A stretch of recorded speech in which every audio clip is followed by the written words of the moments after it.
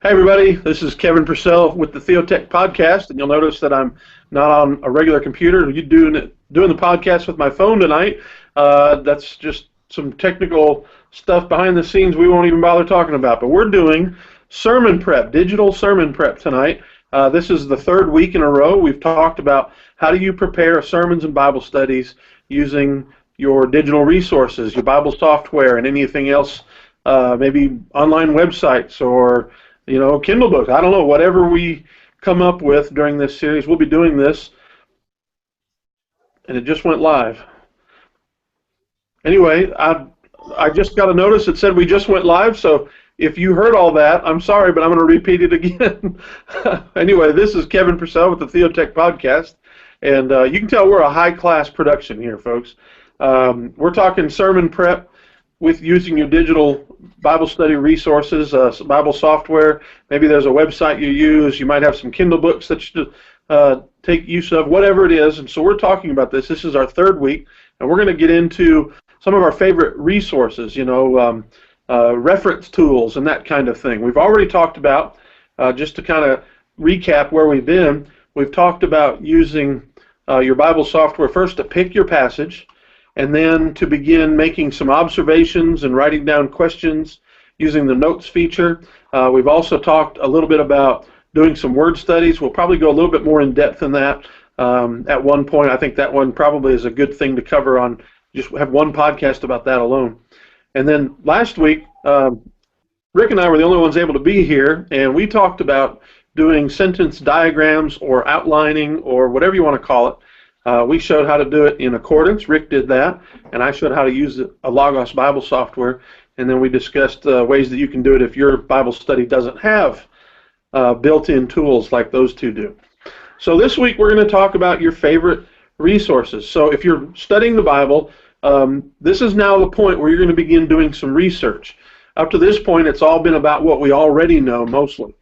And so now we're getting into what are the things that we need to learn in order to effectively communicate God's Word to people.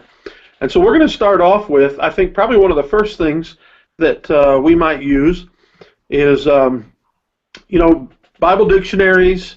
Let's start with an English, and then we'll go into our languages.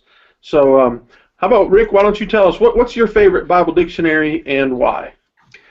Are you talking about just general English Bible dictionaries? Yeah, let's start with English Bible dictionaries. I think that's a good tool to get started with, because even people who don't use the original languages, which there are some who don't, having a good Bible dictionary is an excellent way to get at the meaning of a passage.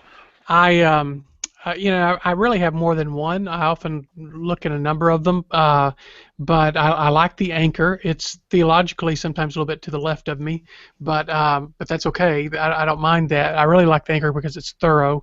The IVP, what's sometimes called the Black Series, because they all have black covers.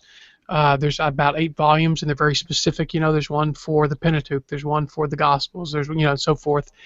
Those I find very helpful. On the more of the lay-friendly, where a lot of times I'll pull out definitions for a group if I'm preaching or teaching. A lot of times I'll use something like the Holman Bible Dictionary, because it's really good at short definitions that I can use with groups. Okay, Wes, what do you like and why? I don't really use one. Just not been part of my thing. I guess I use the Anchor a little bit. Mostly, I do things by series. So if I know I'm going to be doing a series on like wisdom literature, I'll get a couple books on the nature of wisdom literature, and I'll read the nature of that. Usually, I'll glean the background stuff from that reading, and so I just that tends to be the way that I go about it. Okay, but so you don't find yourself looking up words at all to find their meaning in a biblical text? In English, I mean? Yeah. Kevin, are you talking about word study dictionaries? Because I just listed a bunch of kind of general Bible dictionaries, more like subject-based. Rick, you hit right on what I was talking about. I'm not talking about doing a word study approach. If you're studying through a passage, there might be a word in the expository text that you're using that you'd like to get, some background. More information about Jephthah, something like that. Yeah, I mean, Yeah, I mean, if I'm looking at it, like looking for a specific location or a concept or things like that, I just have a bunch of books that I picked up over the years in seminaries that I'll troll through those, looking for stuff. I'm particularly with the New Testament. I have a bunch of backgrounds for New Testament backgrounds and early Christianity, and I have stuff on pagans and Christians, and some things from the Jewish era. I'll just go through and look at that stuff. But like just a Bible dictionary is just not part of my workflow. Okay, all right, that's unusual. But I find that you often are a little more unusual about your sermon prep than than I am. The thing is, if I find a location, I try to go find an article on like the archaeological dig, and I'll glean my background information from that. I mean, that's just the way. Okay, that's fine. I think. So what are sources of those? Where do you get those kinds of things? Oh, good grief. The Franklin Institute. No, I mean, like I have like an old subscription to BAR. Explain that. Most of us know, but what is it? Biblical Archaeology Review. I don't even know if they're publishing that anymore. They are. I have a subscription. Do they? I have a current subscription. And then you'll pick up, if I'll troll through and I'll find articles on different academic databases when I get a trial access to something. Friends will pass me articles. That's just the type of thing that the Hermeneia series, I'll get a couple of volumes from those. And then, like I said, I have all my books from seminary and college and stuff that I just picked up for the heck of it because I'm a nerd that way. So I have the material. It's all for me. It's scattered throughout a whole bunch of different things. Okay, so you're doing what I'm talking about. You're just not doing it from a book. It's just not in a dictionary. Yeah, it's not a compiled dictionary. Yeah. So Kevin, maybe it's best to explain because those are two really different methods of unearthing the meaning behind a word or a phrase. Why would somebody probably lean a little bit more towards a Bible dictionary than rather maybe something more contextual like what Wes is talking about? Okay, Wes. Rick, you want to field that one? Wait, ask the question again. Oh, why would somebody, we just heard kind of two different approaches for getting the meaning of a word, basically. One is going to a Bible dictionary, the other going to contextual, artifacts. Why would one, bend towards a Bible dictionary? Is there something more specific that a Bible dictionary does? Well, to me, a Bible dictionary gives you an overview, and so I consider resources like that often first stop. And Kevin had specifically asked about Bible dictionaries, so I've mentioned ones that I'll use frequently, but to me they aren't the last place to look; they're the first place to look. And so if you have a good one that has like a good bibliography, like Anchor, for instance, will have a good bibliography that can lead you to other sources. At the same time, giving you an overview of of a particular subject. Again, when you come across an individual you aren't familiar with, or maybe you want to find out more information, or Wes has a good approach, as far as like biblical sites. Again, to look in archaeological resources to find out about those, and there's a Baptist publication it's kind of geared toward Sunday school teachers who are into backgrounds. It's called Biblical Illustrator. That is a really good resource for finding archaeological information as well. It's not at an academic level necessarily, but it's at a good general level. And again, those are all good first stops for me. Then I can go further. And I will plug in one thing, Rick. The photo guide from Accordance actually has some pretty good background information in it. So yeah. And if you're thinking about picking up a module, that's a good one to get. I probably didn't think of that because I usually bounce the photo guide from the atlas. If I'm in a passage. And I go from that passage straight to the atlas to pull it up, and then I double-click on that. It comes up with the photo guide. Mm-hmm. Okay. Anything else that you guys want to throw in there before I hit mine? Antoine, how else do you get at that kind of information? I think Antoine left. Wikipedia. Okay, there's nothing wrong with that. I think that's great. Online sources. It's again a good first stop. It's a good stop. but it's It's a don't good make first me go stop to ask get an up. overview. I use CCEL actually, Christian Catholics and Read Through Library. Oh, I love CCEL. And Say then that there's again. another one. Oh my CC. gosh, EL. CCEL. Yeah, that's an old school resource. Has I a used to lot of use public domain works. a Okay. lot of public domain work. There's also this Oxford University has a trove of stuff, a ridiculous trove of stuff. A lot of old English stuff that's just not published anywhere else. That becomes part of my reference. Mm-hmm. What else is there? God, I got it. Hey, Google, DuckDuckGo, Yahoo, Excite, Lycos. Lycos. Whoa, we're really going old school. Alta Vista too. Kevin, Nah, they got bought by CCEL was SG. one of the first Christian real compilation sites for old Christian documents. Okay. I've It's heard of it. I just have never used it. So. particularly if you I've want to read taken like the public domain translations of like the early church fathers. It's a great place to go. I've created a lot of Yes. user tools in accordance from them. Cool.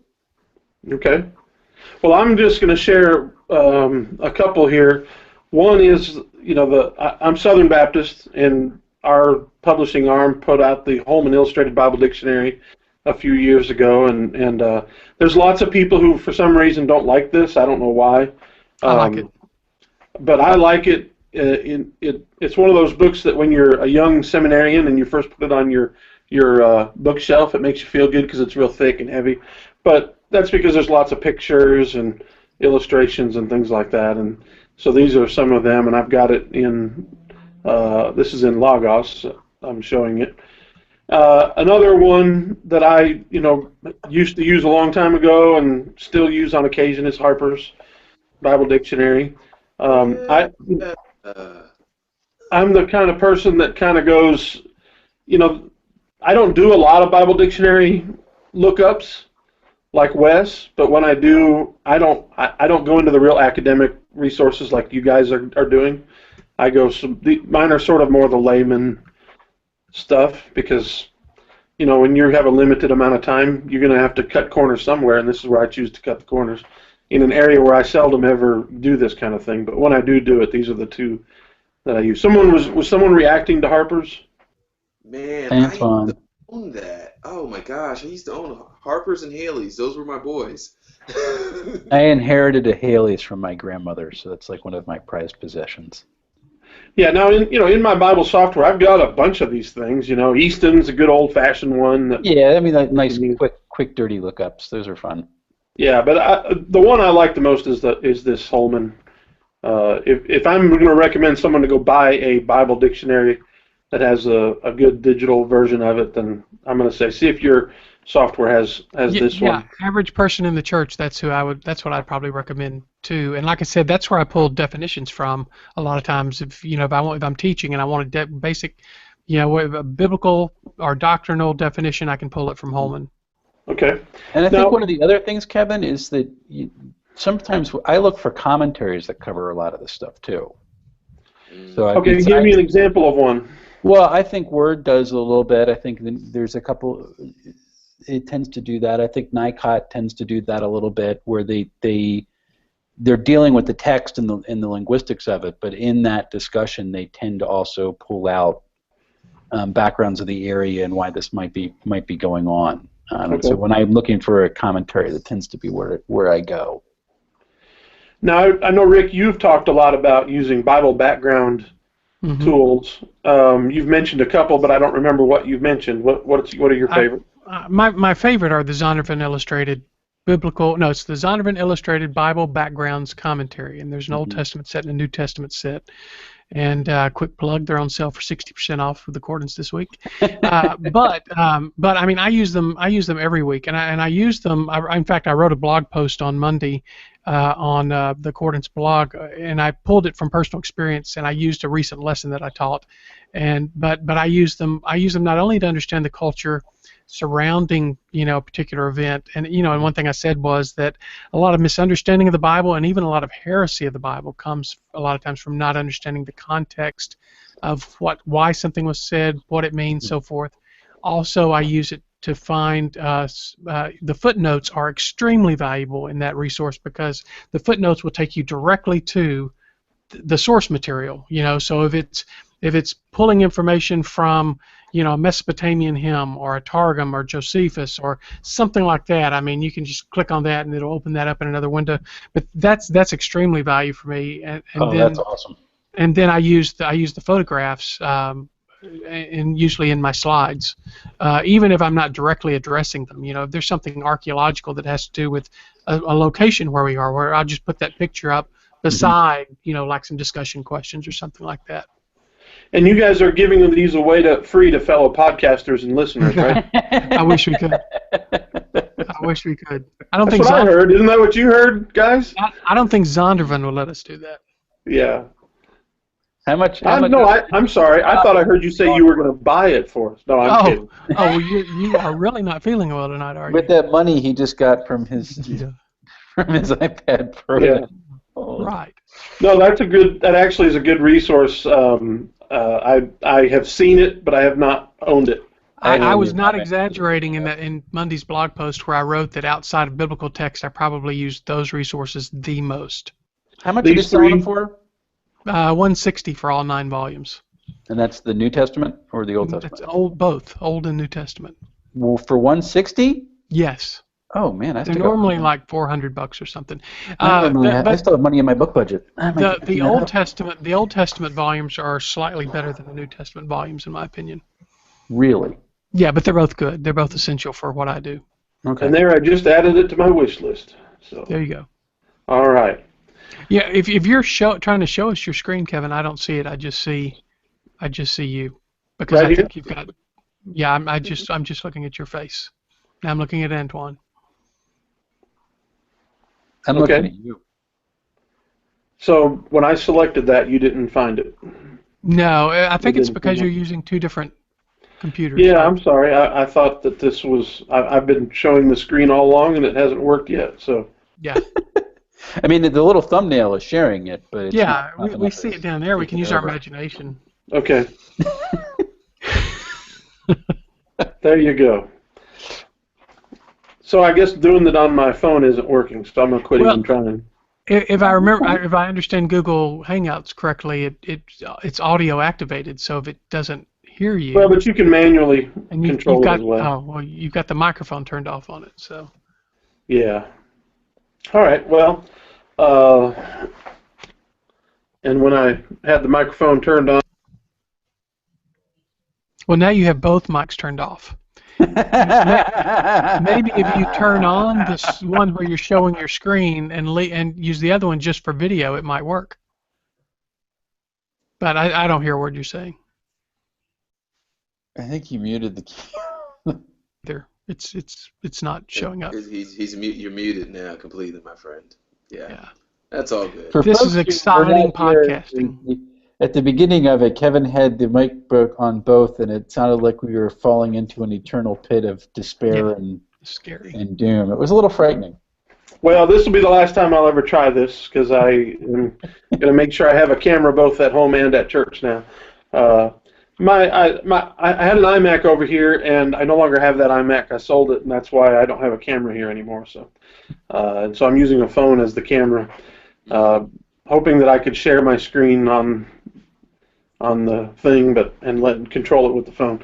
All right. Well, so those are Bible backgrounds, dictionaries. Those are some awesome tools. What about say an atlas? Do you guys use an atlas much, and if so, which one? I ask for it every time Rick brings up the iOS app. The Accordance Atlas is one of the greatest things I have ever used, and I cannot wait to get it into a nice touch interface. Please do it like now. Okay, done. No, Okay, I have no control of that. Kevin, it's incredible. Okay. I'm not sure if I have it or not because. If you look down there in your library and there's a place for your atlas, and I could show it off if. Yeah, go ahead, Rick. Show it off for us. Okay, so I forgot to share my screen. That's important. This is how not to do podcast. Let's see here. All right, can you see me now? Can you see my screen? We can see your I see me on your screen. Okay. All right. So let's go to Joshua 2 because I know that Jericho's mentioned there. Jericho. You know, you can pull it up however you want to, but like say you're studying something there, and whoops, I didn't mean to. Let's Click on highlight Jericho. Jericho. Yeah, there we go. And so there in the atlas, I like this third one called light colors, and so if I click the amplify button while I've got Jericho highlighted, that automatically comes up. In fact, I'm going to close this window and we'll just pull this out. Now, right now it's got a bunch of stuff up. On my other computer, I've got a lot of this turned off. But let me just for a moment turn it off. This is how I normally start it. And of course, Jericho has 3 different sites because the location it's been rebuilt and there's some disputing and so forth. But anyway, you see Jericho right there, and you notice as I move my mouse over the terrain, you get elevation, latitude, longitude. You even get Israeli coordinates when you're over what's Israel proper today. And this is this is basically an atlas of the entire biblical world. It'll go out here it'll go out further than that, but I'm not going to go out any further. But you can do overlays. You can compare it to the old-fashioned transparencies where you'd have an overlay to go on top of the transparency. So so since that was Old Testament, I can say Old Testament sites. And let me zoom in here a little bit. As I zoom in, some of the less important sites start to show up, and I can put in here. See, like here's tribes of Israel, and so this is. Let me zoom out a little bit there too. And of course I can select a square. You see this? Can you see the square around there, or is that line too thin? Yeah, watch this, Kev. But no. I'm not going to do what you thought I was going to do. I would do it differently for that. But what I can do is I can right click on this and I can say well, I lost it when I did that. But normally what I can just do is I can right click here and say copy picture selection and then drop it into a PowerPoint or Keynote or whatever. What you wanted me to show you was the 3D. So let me turn off the regions there, and let me switch from Old Testament sites to New Testament sites. Actually, I like putting the regions up because you can see how the drawings follow the topography. It's really cool. Well, that's true too. But what I'm going to do, I think instead though. So here's what I'm going to do. Okay, so here's Jerusalem. Jesus talks about a man going down to Jericho, and so I'm going to just select this right in here, and let's come up and get a 3D sample of that. Okay, so I've got a 3D sample. We'll make that full screen. And can I highlight something quick? When he made that, do anything you want to. He's exaggerating the topography. Yes, I did. 4 times right now just to highlight the differences because it kind of gets lost on us. And the larger the map you do, that tends to be the more you need to exaggerate. That tends to be the hint. Right, and that was a good point. And there are these little controls. We've adjusted them to where they work pretty good with trackpads. And what I was doing a minute ago when I was rotating it, I was actually doing that on my touch screen here because I'm on a Windows computer. But regardless, you see when he says go down to Jericho, we're talking about actual elevation there, and so I'm gonna get out of that for a second. And so you of course by the way you can do flyovers. I killed my controls so they're not there, but there's also things on here like if you're teaching, you can do let's do the Battle of Jericho here. Or here's the conquest of Jericho and AI. Do you see these animations taking place there? And you can stop them, talk about them, start them up again, stop them, so forth, or just get them going again. So we have a number of things like that. You can right click on any of these spots and you can say show on Google Maps, and it will take you to I guess it will take there we go. It's taking us to Google Maps. Okay. Well, okay. Here we go. Now we're in Google Maps, and it's showing Jericho today. and I can say I haven't been in Google Maps for a while. Where do I turn on the satellite view on here? Oh, is it down here? Someone help me out. Look down.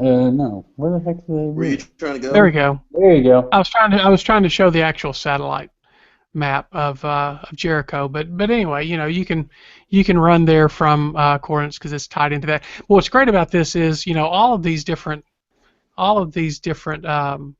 regions. Like here's the Roman Empire, and I'm gonna have to zoom way out to show the Roman Empire.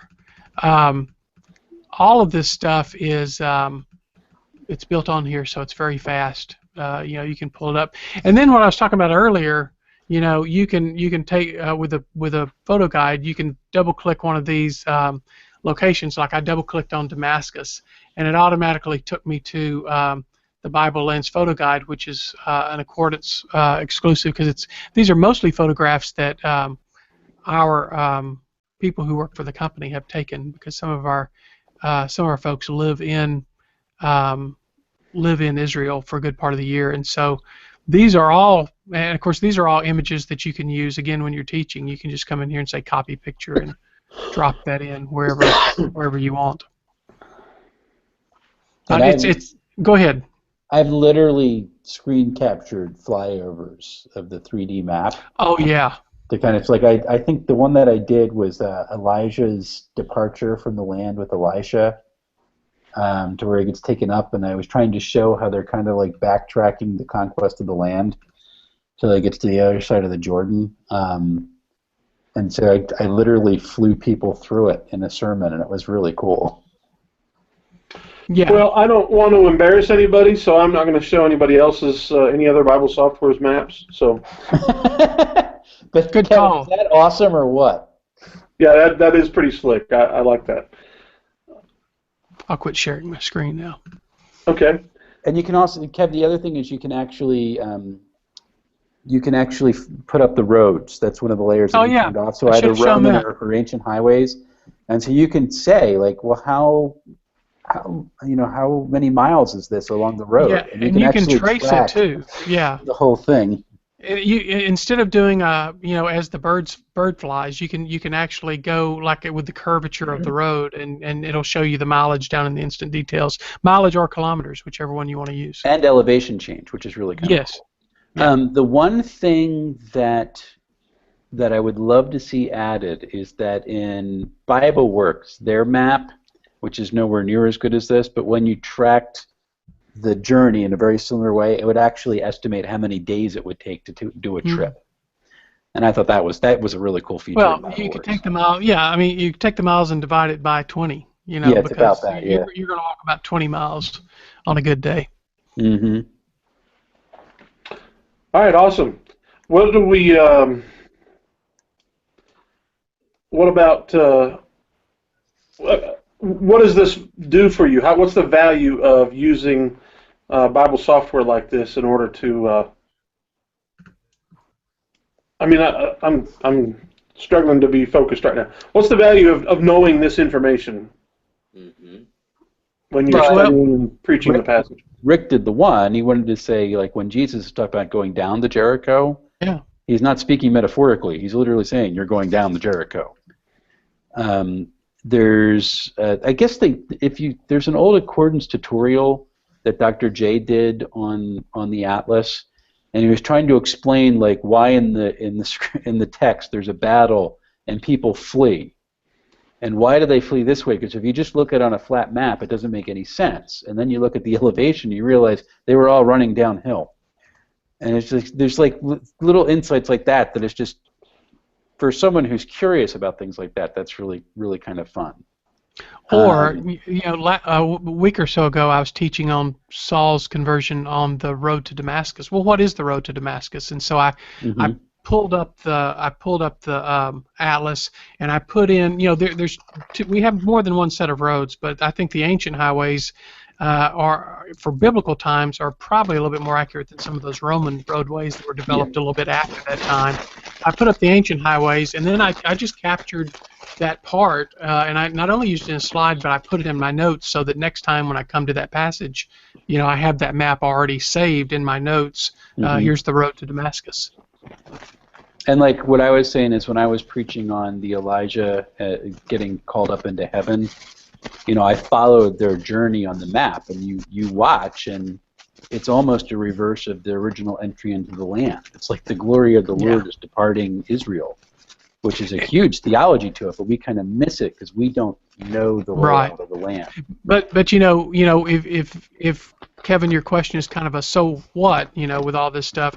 What I think this does is it helps make this real for people to have this kind of you don't want to belabor it because you don't want to turn a sermon into a geography lesson. Obviously, Kathy told me 2 or 3 weeks ago. She said you spent a little bit too long on the map, but and I probably did, but this, I think it helps bridge what's in the scriptures to a modern audience by saying, oh yeah, this is an actual place. I could go there myself, and this was the road. It talks about the road that he was on, or the road that the Ethiopian eunuch was on. I taught that recently too.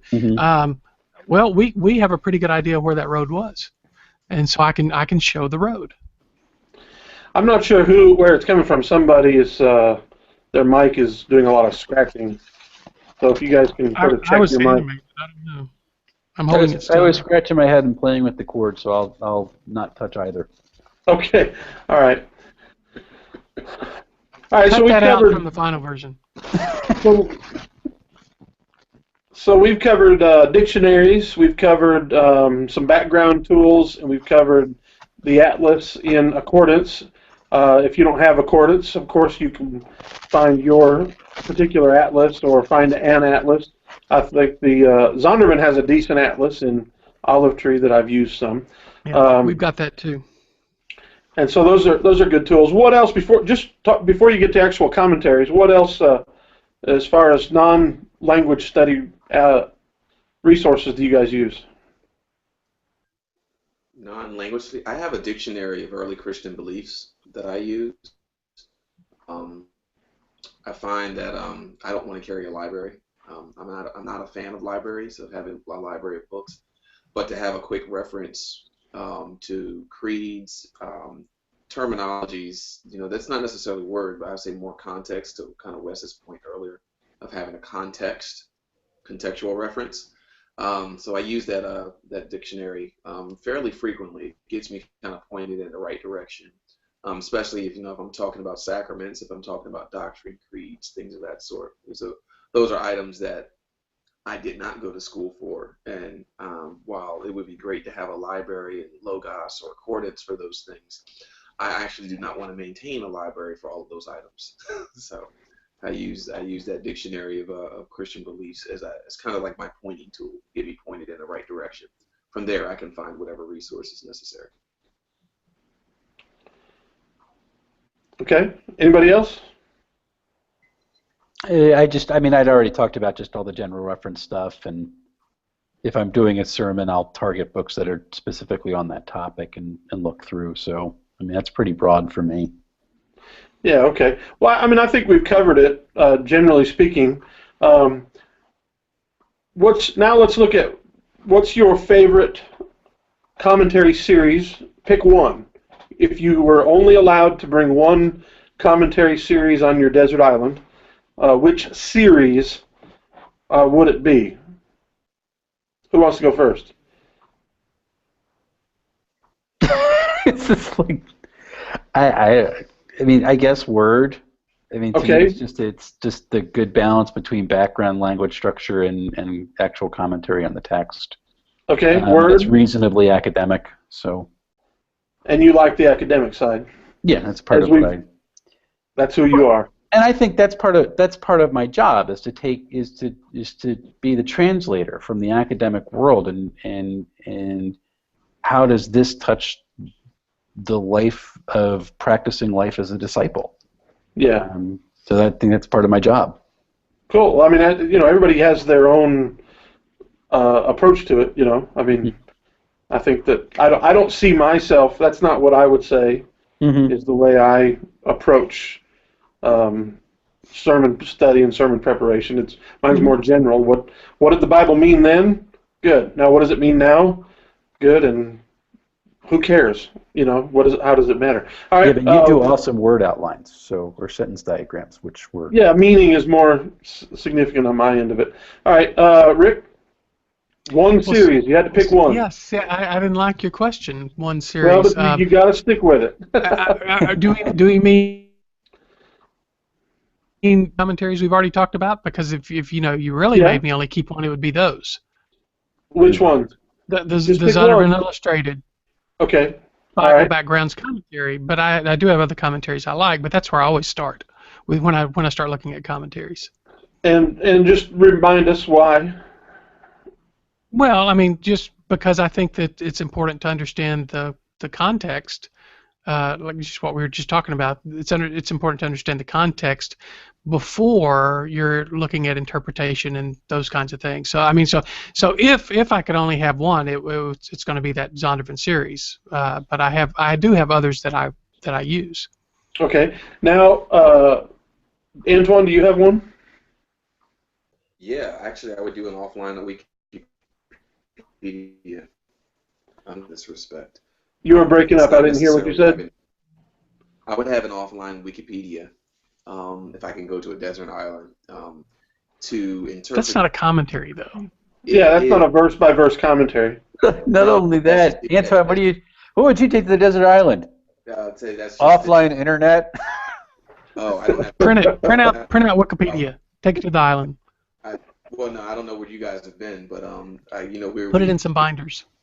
We've talked about the Bible box and a few other pieces of technology before, but those are things that last a bit longer than paper in adverse conditions, and therefore I wouldn't take a strictly Bible commentary, because most of what I find that I need from biblical context, I need about the social structure, and Wikipedia is actually a better resource for that than many commentaries, unless I really want to dive down the old. All right, so the answer to my very, very, very strict question that none of you like is none. You wouldn't take one. Okay. My answer is, I like the New American Commentary series. I do too. See, that was one of the ones I wanted to mention, but that's my favorite. So of the ones that we've picked now New American, Word, and Zondervan. All right, round two. What's another one? You can only pick one. What's another one? Okay, well, Christian commentary. What's that? Ancient Christian commentary. That's exactly what I was going to say. After I do backgrounds, I go there. Fist bump. Okay. Yeah. Why do you guys both like the Ancient Christian commentary so much? Rick, you go ahead first. Best arguments ever. Well, I used to not. I really thought, well, a modern commentary is going. Of course, in some ways, the Ancient Christian is a modern commentary that looks at the ancient Christians. But I used to not appreciate anything that was an older view, and that has changed in the last few years. And so, I want to see how this was interpreted early on. I don't have to agree with it, but I want to look at that and start with that as my frame of reference. And so, not only Ancient Christian commentary, but sometimes through like the Zondervan backgrounds commentary, it'll have links to the Mishnah or things like that. So I get some rabbinic type of interpretation too. I respect that in ways that I used to not, and so that's why I go there. That's really why I go there as my next commentary after the backgrounds. Go ahead, Wes. And that's very similar. I mean, it's important to me to remember that we were not the first, and the modern Western world was not the first people who interpreted these texts. And but we're the right ones. Yeah. Well, no, I'm kidding. I'm kidding. That's the reminder. And I think it's important to remember that these folks who are reading particularly the New Testament text, who have completely different views of like the way the world is put together, are the same people who were involved in, as Antoine put out, the really great arguments of church history to how we got all the dogma that we have about the language of the incarnation, the language of the Trinity, explaining why it is that we worship Jesus when we gather into worship. Like, these are the people who did that, and they read these texts in ways that just we don't even understand. When Chrysostom explains Greek words, I think that carries a lot of weight. And I'm going to read that before I read BDAG. That's going to carry a lot of weight when he's explaining what these words mean, even to a Greek-speaking audience. He's saying you have to understand what the word meant then. Right, when he's inventing new interpretations. And to me, that's really valuable, and it is. And like Rick said, you don't always have to agree with it, because some of the people. There's some schools of thought in the early church that when I read the way they read Scripture, I am really uncomfortable. When you get to some of like the really far out Alexandrian allegorical reading, It was great, man. But they were so free to think about it. They really were. They were all on it. But I mean, it makes me uncomfortable. But it's important that I'm uncomfortable that way. Yeah, I agree. That I hear what these are brothers and sisters in Christ. Well, these are all brothers, but they're brothers in Christ. We're writing from a completely different universe than the one that I live in, and yet we claim to have the same religion. So I find that really valuable. And you know what? I realized, a few years back that there was more church history than what took place before Martin Luther. I say that kind of sarcastically, but that's how a lot of modern Western Christianity works, that it's not valued if it was not before the Reformation, at least in Protestantism. And I've learned that, you can even take something like are you a Calvinist or an Arminian? I can say I really don't want my theology evaluated and labeled by 500-year-old Christianity when there was 1,500 years of Christianity before that. I've actually been told that by people, where I guess I was in a conversation with someone, and we got into talking about kind of the cool things of the Council of Nicaea, and the person dismissed me as going, well, wasn't that before the Reformation? Like, weren't those, and then they went, weren't they just Catholics? That's the modern bias. 98% of your theology is Catholic. Like, you need to really understand that and come to grips with it. And that's something that the Ancient Christian Commentary of Scripture as well. Plus the fact one of my theology professors is the general editor of it. Thomas Oden? No, actually, Chris Hall. Oh, I thought you were referring to Thomas Oden. Well, Thomas Oden was his teacher. So. All right, cool. I have honestly never even looked at a single page of that. It is very different reading. Yes. Really, really, really valuable.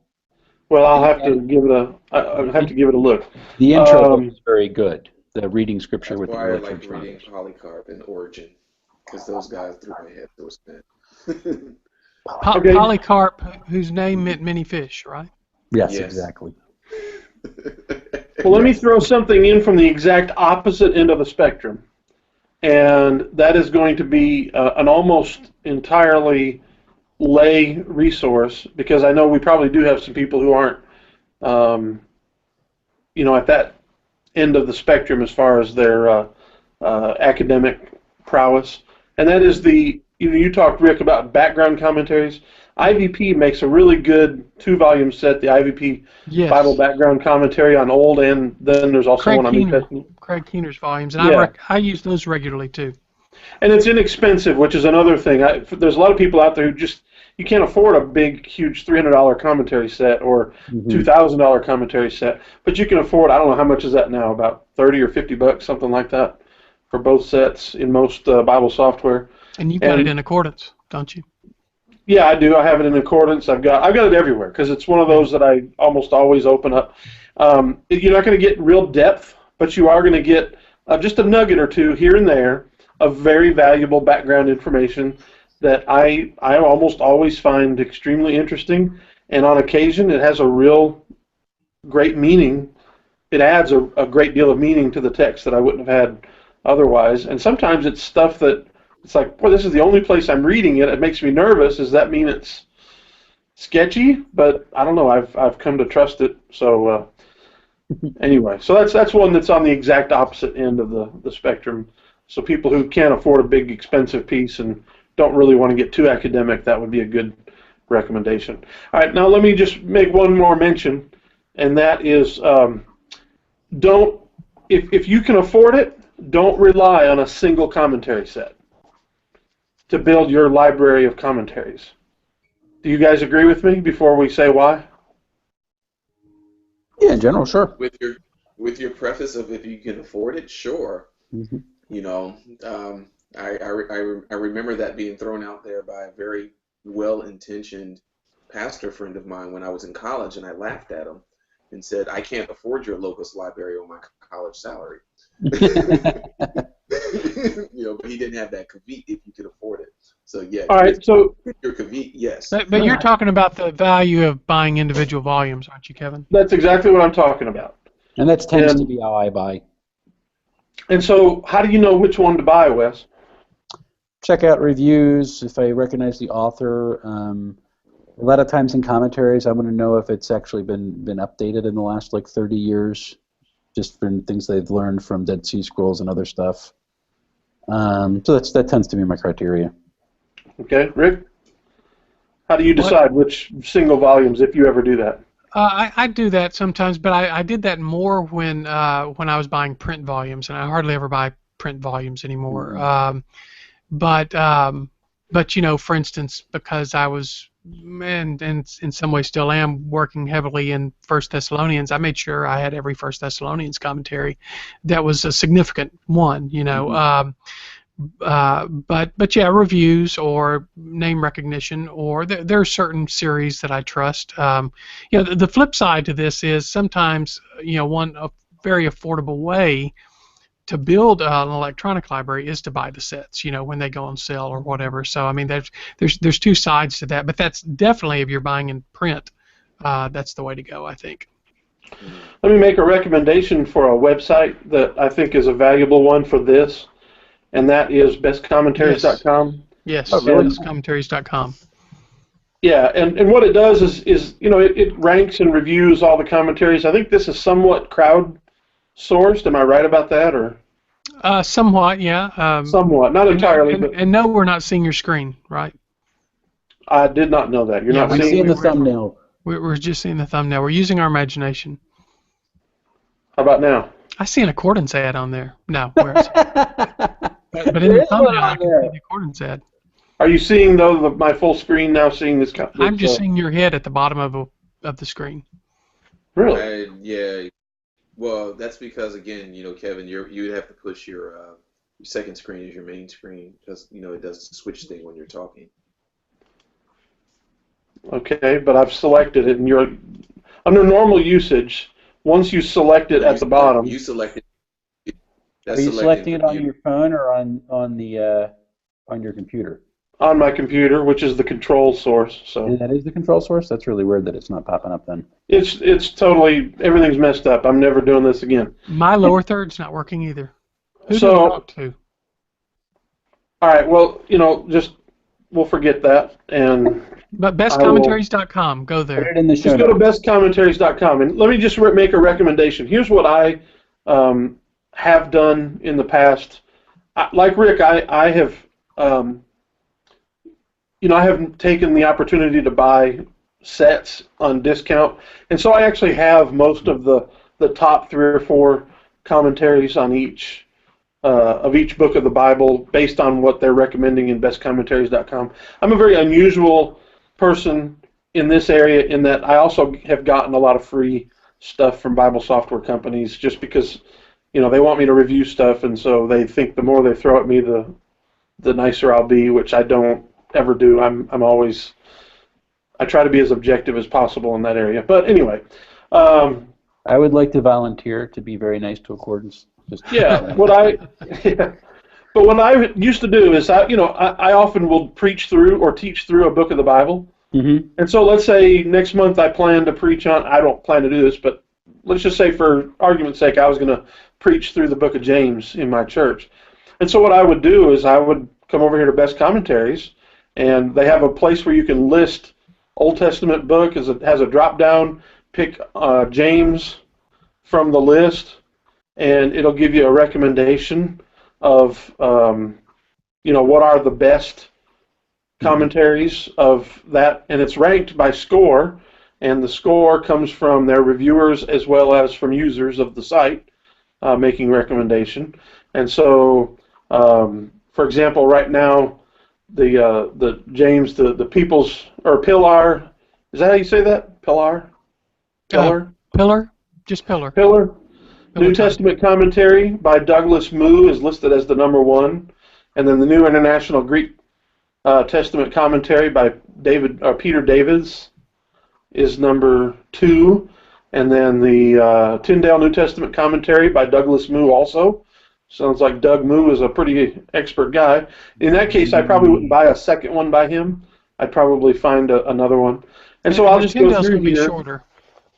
And I'll try to find, 3 or 4 of the commentaries that I think I want to own, and I might even go down to a Bible bookstore and see if they have any of these so that I can peruse them.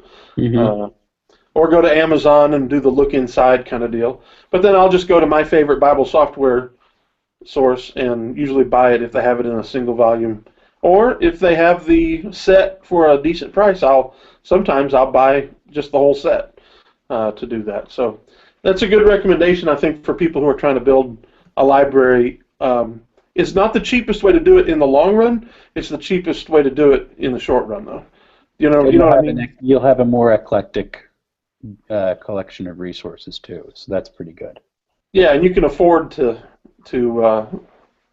can afford to buy $150 worth of books, not $2,000 worth of books this month. So, hey, Kev, I have a suggestion for Old Testament commentaries. Okay. If you are ever doing just an Old Testament commentary and you really want an interesting way of looking at the text, the Jewish Publication Society commentaries are phenomenal. Yes. And even better than that, like the first time I ever encountered it was when I was preparing for my series on Ecclesiastes. I'm reading a commentary on Ecclesiastes, and I'm literally laughing out loud because they just put they have like running arguments of the rabbis, just yelling at each other over the nature of the book, and they're all making fun of each other. But there's a lot of real insight, and I'll never forget the time where I was just reading Ecclesiastes, and they're literally one of the rabbis went, "Well, we treated it as scripture. We don't really know why. It's great, but it's just you're getting the Jewish picture of the text. There's so much good. Behind that. There's a term behind that. It begins with an M. I cannot remember the name of the term, but it's literally how Midrash. Yes. Yeah. That's how they walk through the scriptures, and it was interesting that philosophy of being a print Wikipedia. There was a commentary I want to say 10 years ago because I wrote it for Mobile Ministry Magazine. Is that the way digital Bible studies should really be looking? Well, it was the guys at Bible Tech that were working on that. Yeah, should we congregate around the scriptures in that manner? Oh, good stuff. But Kev, if you're ever doing an Old Testament study and you want a really good resource, they are really, really well put together, and you get some insights you would never get from a Christian commentary. And you'll find out that Second Chronicles is at the end of the book. You're absolutely true. That's people not paying attention to our Slack channel because it's private. I have problems with the way what the West does the order of the books, but that's just me. So. Well, that's fine. You can have problems with the way the rest of it works. Be just very happy. All right, guys, we're coming up here on the end, and so I think this has been a good discussion. Hopefully, you've gotten some good recommendations. Real quick, in two sentences or so, other commentaries I like. I do like NICOT. I like NAC, like you mentioned, New American Commentary. Word, I like some of them, but to me, Word's also very uneven. But I think they're gradually improving it as they're replacing some of the older volumes that were uneven. And so those are often my go-to after I do some of the other work. Okay, good. Well, real quick, our favorite things. There was something that a bunch of us looked into today that I want to mention to you. but I can't show it off because my screen's messing up. I got it.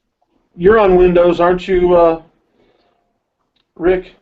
Yeah, but I don't know what you're talking about. What are we? And that is that olive tree resource, the visual.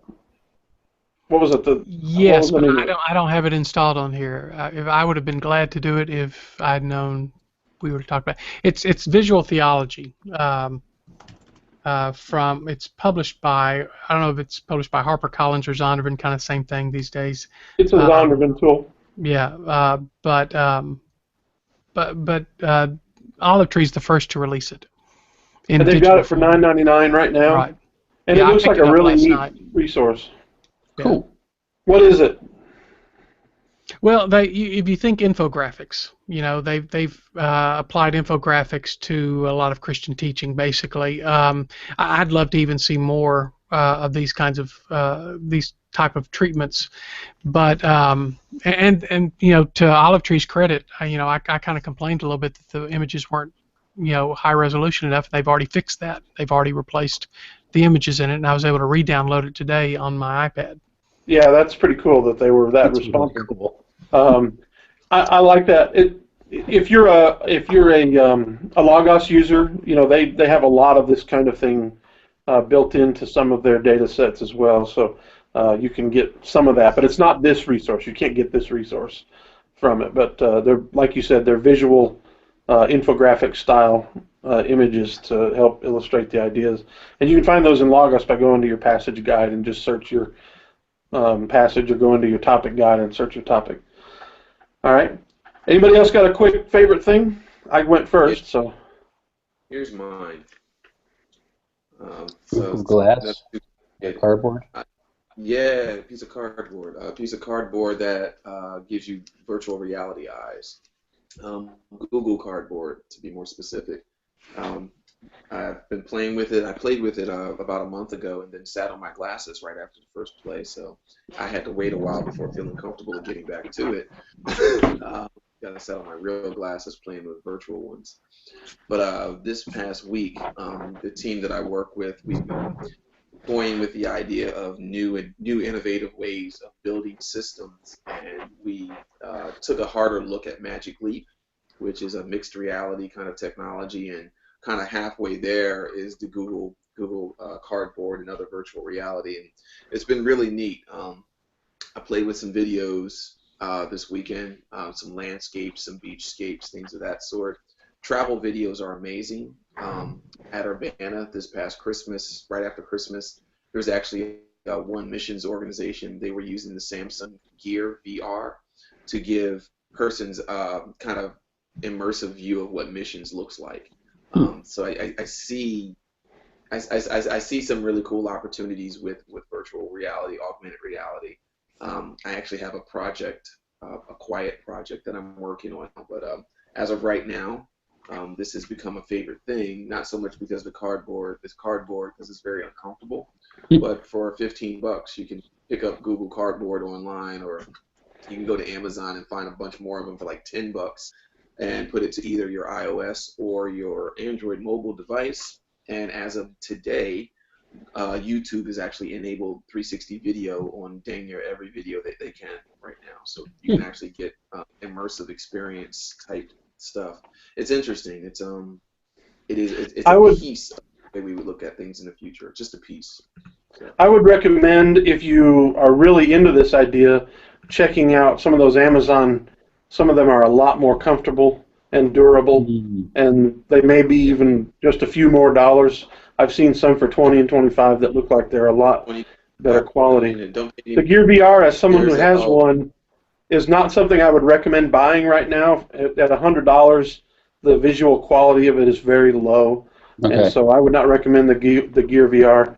I've heard that the HTC Vive, I can't remember what, is maybe one of the best options right now. I'm really fascinated, Antoine. You finish. You go ahead. I was going to say there's a children's oriented one by Mattel, Viewfinder, like the old viewfinders that we used to play with. And this is one of those cases where kids' toys are better than adults' toys. But all of the learning content that they've been able to start putting into the Mattel one, is absolutely amazing. I'm kind of flabbergasted. I've got some ideas. And well, Anton, when you crack how you want to do your augmented reality, talk to me, because I have dreamed for years of setting up augmented and virtual reality for our church sanctuary, just so people could walk up to the stained glass and actually figure out what the heck all this stuff means. Oh, I'm ready. Okay, well, you're ready, because there's so much theology there, and it's... Well, if you want to do that kind of thing, I would recommend that that little camera. Yeah. I'm losing the name of it that I got. Yeah, that camera. I was trying to see if I can get my hands on Nokia's Ozo camera, because that's really cool and $60. Really expensive too. You can get your hands on that, brother. Then you're doing well. All right. Anyone else? I can very quickly give you a non-favorite thing.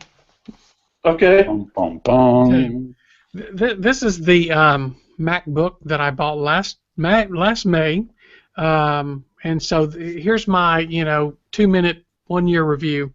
To be positive first, the trackpad that doesn't actually move but has haptic feedback, so you think it's moving, very nice. The 12-inch Retina screen, very nice.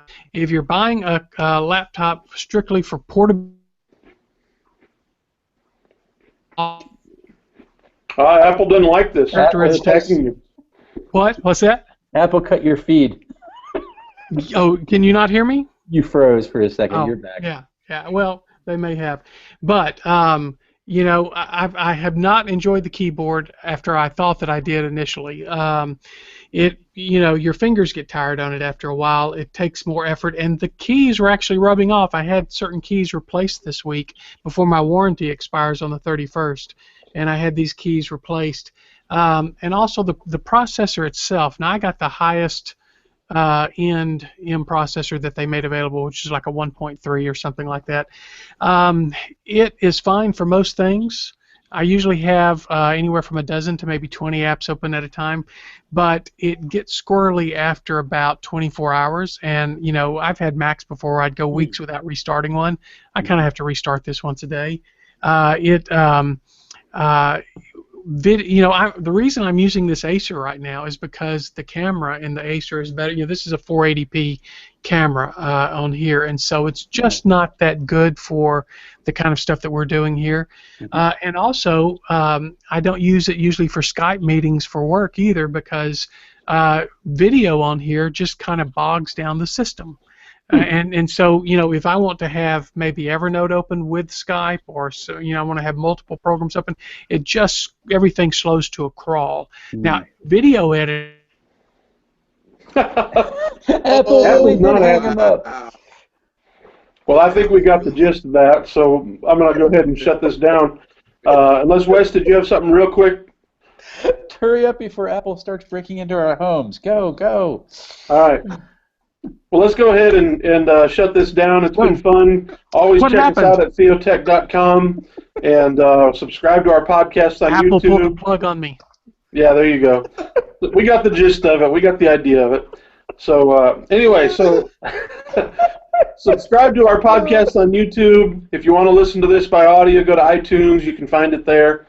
Or just look for Theotek, Theotek, and we're always there. And then also, please go over to Theotek.com, and you can sign up for an email notification every time I post the show notes. You'll get an email for that, and so feel free to please do so. And follow us at Theotek Podcast on Twitter if you want to get more information about that. But it's been fun, and next week we will continue this. We're looking at getting a special guest. We can't say who yet, but every time I say next week we're going to do this, know that might suddenly get interrupted by a special guest coming on. And but if you ever want to talk to us about what we've talked about, please do so. Put comments in the show notes on Theotek.com or on YouTube, and we'd love to hear from you. All right, guys, it's been fun. Thank you. See you See ya. later.